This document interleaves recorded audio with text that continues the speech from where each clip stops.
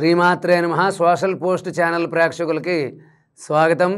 ఓం శుక్లాంబరధరం విష్ణుం శశివర్ణం చతుర్భుజం ప్రసన్నవదనం ధ్యాయేత్ సర్వవిఘ్నోపశాంతయే శారదా శారదా అంబోజ వదనా వదనాంబుజే సర్వదా సర్వదాస్మాకం సన్నిధిం క్రియాతు. శ్రీమాత్రే నమః శ్రీ మహాసరస్వత్యే నమః.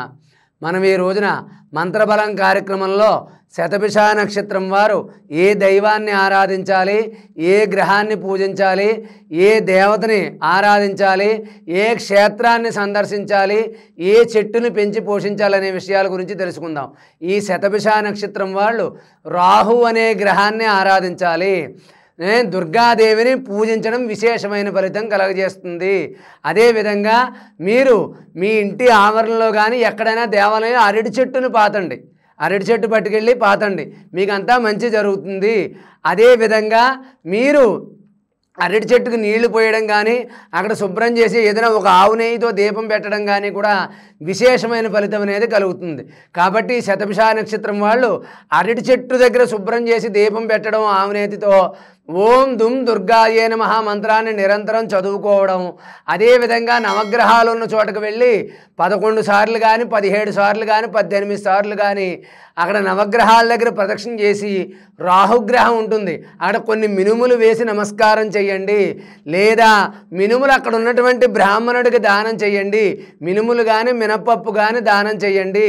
లేదా ఆదివారం కానీ శనివారం కానీ మీరు వెళ్ళి అక్కడ గోమాతకి మినుములు నానబెట్టిన మినుగులు ఏవైతే ఉంటాయో ముందు రోజు నానబెట్టి మర్నాడు ఉదయాన్నే పట్టుకెళ్ళి గోమాతకి మినుములు పెట్టండి, మీకు అంతా మంచిగా జరుగుతుంది. అదేవిధంగా శతభిష నక్షత్రం వాళ్ళు రాహుగ్రహాన్ని ఆరాధించండి, దుర్గాదేవిని పూజిస్తూ ఉండండి. దుర్గాదేవికి పూజించిన కుంకుమ రోజు పెట్టుకోండి. ఓం దుమ్ దుర్గాయే నమః మంత్రాన్ని నిరంతరం చదువుకోండి. మీరు ప్రతినిత్యం అరటి చెట్టు ఉన్న చోటుకు వెళ్ళి కొద్దిగా నీళ్లు పోసి ఒక 3 సార్లు ప్రదక్షిణ చేయండి, అరటి చెట్టుకి నమస్కారం చేయండి. అదేవిధంగా పున్నమి ముందు వచ్చే ఏకాదశి నాడు లేకపోతే మీ జన్మ నక్షత్రం నాడైనా సరే వరంగల్ వెళ్ళి అక్కడ భద్రకాళి అమ్మవారిని దర్శించండి. ఒకరోజు అక్కడ ఉండి అమ్మవారి పూజా కార్యక్రమాల్లో పాల్గొనండి.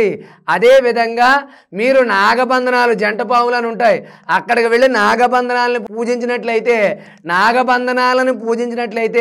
మీ కుటుంబ సమస్యలు, సంసార సమస్యలు, దాంపత్య సమస్యలు అనేవన్నీ కూడా తొలగిపోతాయి. మీరు ఆరాధించవలసిన గ్రహం రాహు. ఈ యొక్క శతభిష నక్షత్రం వారు పూజించాల్సిన దైవం దుర్గాదేవి.